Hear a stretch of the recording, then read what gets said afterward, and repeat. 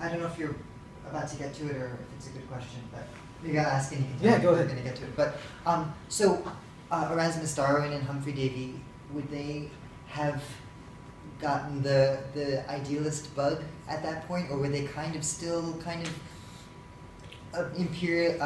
empiricist, or rather, because when I read Coleridge, I mean, it sounds like Coleridge almost had to give up all his mechanistic empiricist readings at a certain point as he fell in love deeply with idealism and kind of brought it with him from Germany. But I'm curious about Erasmus Darwin and Humphrey Davy, whether or not did they have that mindset? Did they think in terms of a kind of marriage of mind and world? Exactly, or were they still kind of maybe on the romantic side of hard-headed science? You know. That's a fantastically difficult question. The way you'd start to answer is by really mapping out the timelines. And so Coleridge has a couple phases, Davy has a couple phases, and materialism and mechanism have several phases as well. Let me try to give a very simple, just historical chronology, that the view of nature as having intrinsic powers and a kind of vitalism, and that matter itself has a force to it, which is the root of living things and also of non-living things. There are many antecedents to that, but it is very important in the French Enlightenment. It's Diderot's philosophy, that there's this web of interconnection of all matter, and it's there in inert matter, and it gets digested and transformed into living matter, which then decomposes and enters back into this kind of feedback loop. So there is only one nature, and there's really only one plane. That's materialism. But it isn't the materialism that I think we usually think of when we hear the word materialism. Usually we, in the early 21st century, let's say in the 20th century, in the 20th century when people said materialism, they meant you could explain everything on the basis of inert matter. And that's all there is. And that is the matter of Newton, of Isaac Newton. So in Newton's cosmology, you've got passive matter, which is inert, which is what I think we think of when we think of materialism. And then you have forces that push it along, right? That cause actions and reactions. They're applied and they're outside of matter. In answer to Newton, you had Leibniz, who said, no, let's look at force as something that's intrinsic to matter. That matter itself has vitalist properties, has its own forces, and for Leibniz, those are forces that are like the forces of life. Leibniz says that everything is made up of monads, which are both spiritual and material, and therefore they have a kind of life to them. They have an impulse to them. They're not passive. That Leibniz's view informs a lot of what's going on in 18th century French materialism. So it's materialism, but it's active materialism. Another person who's informing it, who's also responding to Newton, is Spinoza, right? Who says a very similar thing to Leibniz, that matter has active powers, that every entity that makes up the world, and the world is just made up of combined and amalgamated entities, every one of them has a conatus, which is a kind of drive. It has a telos, it has something it wants to do. But Spinoza turns that around in an interesting way and says that what there is in the world is just one kind of substance, which is God. Okay?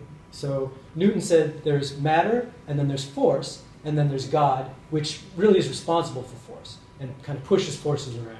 And created matter, of course, but God is outside of all that. And Spinoza says, no, this thing is God itself. And so matter is invested with divinity. It's part of God. Okay, so that's a 17th century long history, but it's very important for Romanticism because the materialism that comes back in the early 19th century and late 18th century often does so in the name of Spinozism, in the name of Spinoza. So Diderot is saying something like this, D'Holbach is saying something like this, all the encyclopedist materialists have a vision of matter as having active powers. That is what the Germans are reading and saying, what are these great ideas coming from France? Whoa, materialist, meaning anti-clerical, so we don't have to believe in the church, and we don't have to believe in what the priest tells us. But not materialist in a Newtonian way. Not materialist where all that exists is dead matter. Materialist where matter has kind of active powers to it. And a sensibility, too, that it can be irritable, it can respond to things, it can react to forces put upon it. Goethe takes that up very seriously and says, Spinoza said something just like this. That set of late Enlightenment ideas about active powers in nature is sometimes called materialist, frequently looks back to Lucretius, who is also a materialist. And it's very debatable whether Lucretius himself saw matter as having that kind of active force, but that's how he's read at this time. And that's exactly what Erasmus Darwin does. Right?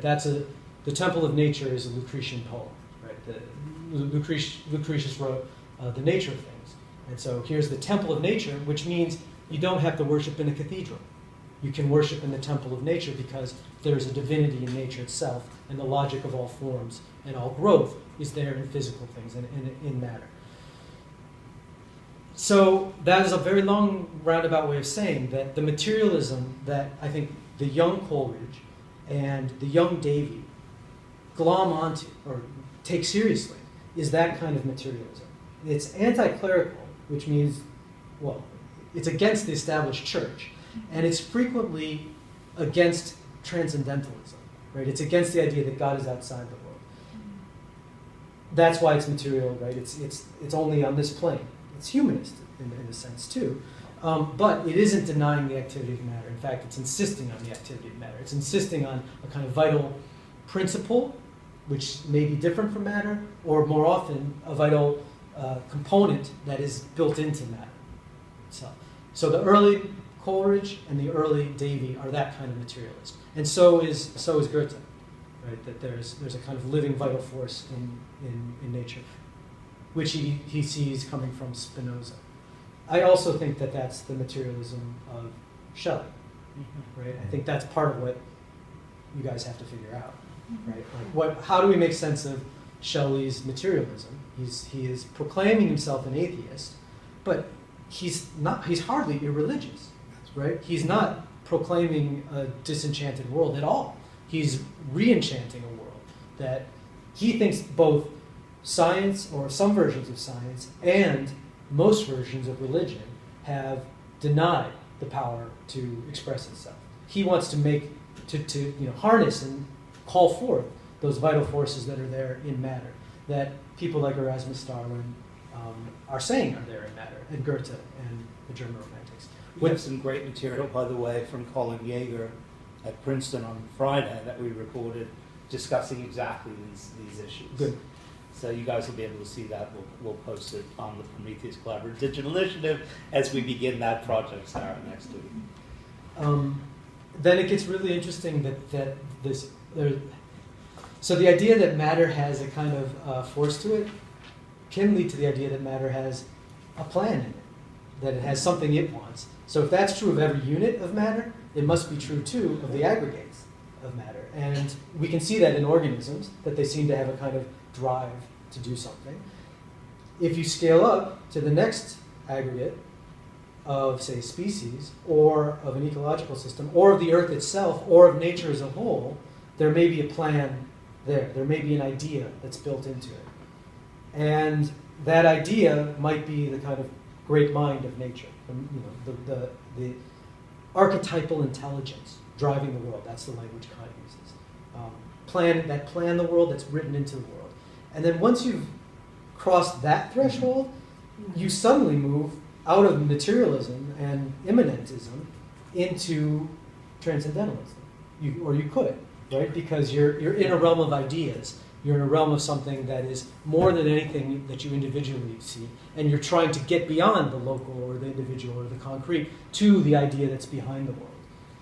And then we have M.H. Abrams, who I think is 101 this week. And Living and Thriving? And very much so. Excellent. I've learned so much from his books. I think he's just fantastic. An amazing scholar. Yeah. And his first book was Milk of Paradise, which is, of course, a study of the use of... oh my God, that's right! Yeah. That's right, I was going to say that to you. Oh my God, yes. M.H. Abrams all the way back. Sure. Before the Mirror and the Lamp. Fantastic book. But another of his titles is Natural Supernatural, Yes, which exactly. is Yes. basically what I just was trying Yeah. Right, in my exactly. clumsy way to say, which is that by studying nature very closely, you're forced to recognize the supernatural. Or you have a belief in the supernatural which you want to find, that you look for in the immanent, in the natural, and the immediately palpable. That you have very concrete routes into the transcendent. Or you look at how the transcendent is invested into the material and the visible. Yeah. When you mentioned transcendentalism, were you talking about Emerson's gang or a different type of transcendentalism? Yes. Yes. It's like, it's exactly the same question of, no, it's not, but it's like, when you say materialism, what do you mean? Like, we think we all know what we're talking about when we talk about materialism. The same is true with this opposite term, which is transcendentalism. And no, I'm not explicitly talking about Emerson. But they're part of the story. And they are getting... Emerson is reading Coleridge and is definitely in communication with Carlyle and is reading Schelling. And the idea of the oversoul, which is so important for Emerson, is very similar to the idea of the mind in the world, the mind of the world, that is central for Schelling. That there's an underlying soul, the Weltseele, for Schelling. And it's also, I think, a puzzle about the American Romantics or the Transcendentalists, like exactly what Transcendentalism means. Because on the one hand, yeah, we think that means looking for a realm outside, but when you read them, they're all about studying the ants making colonies in your cabin, or going and looking at the river or the lake, really investing in the concrete and the material and the immediately palpable, the ecological, the nature as it actually grows. Go and study it. So that same duality is there. Like, what do we mean by transcendentalism when we talk about the transcendentalists? On the one hand, yeah, there's a kind of sense that there's a higher soul out there, but the only way to get there is by being more immediately connected to this world. One of my discoveries, or it's not my own, but in secondary literature, that I think there's a lot to do to pursue, is the fact, getting back to my first point about the international, unexpected flows of romanticism, would be that I think American transcendentalism and its version of romanticism, people tend to look only at the English influences, and then occasionally, because Coleridge and Carlyle are so important, they'll follow them to the German sources. But what I actually think is the case, more than people have recognized, is that they're getting their German philosophers not just through England but through France. So Victor Cousin, who is in Paris in the 1820s and 30s, the leading philosopher who's translating German philosophy to all of the French public, who's translating Romanticism to all the French public, that's who the Americans go to make sense of German philosophy, because they can read French, most of them, at that time. So just that's another mediator for how German ideas get to the U.S. And so if you want to make... Because the Russians are all reading French at this point. Absolutely. Right? So that's another way of them getting to the German thought. Absolutely. And one of the reasons Cousin is read in significance because he translates and interprets Kant for people. And actually makes Kant into someone like Schelling, makes him into more of a romantic than he is. Okay, so I'm not going to go into too much detail about Kant, because it just hurts me to try. But 3 critiques. Basically, the simple point is that from the first critique, the critique of pure reason, he's trying to draw limits. And that's quite a big reason why he's different than what we think of as Romanticism, who are trying to push beyond limits. He's trying to say, here are the limits to what you can know. We can only know those things that are given to us either as laws of the understanding, like the a priori forms that are mathematics, like the rules that are there written in a triangle. You see all the laws that make it up as an a priori, or through things that have sense, phenomena observed in the world. And our understanding is there shaping experience. So on the one hand, he's saying, we can never know for certain these questions, the world as a whole, whether the soul lives after death, whether God exists, Those are the ideas of reason. Those are beyond the understanding. So there are two different faculties, the understanding and the reason. We know science is based on the understanding, and it always involves merging the categories that we have, the way we shape thought, with sense. Anything beyond that is only an idea of reason, because you can't actually experience it in a sensory way. So that's the division between phenomena that we experience and the noumena, which are things in themselves, which are unknown. So think back to this guy. It's those clouds in the distance. It's the things that we can't tame or understand. So he's quite skeptical in a way. He's saying science is certain, but it's certain only within the limits that we set ourselves, or that we provide by the categories of understanding. He's arguing against speculative philosophies, like Leibniz's above all, who think that they can know the realms of the infinite, things that are not given through experience. He then asks about what are the conditions of moral action, and talks about humans as having freedom, free will, which we can choose or not to choose to follow the categorical imperative, which is the rational law of behaving in such a way that what you do would be a rational law for everyone to do.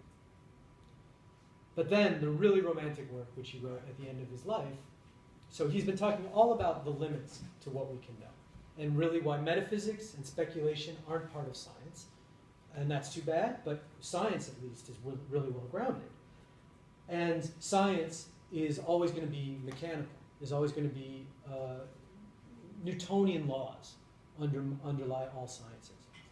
The kind of efficient causality of things hitting and interacting with other things. But one of his last works, The Critique of Judgment,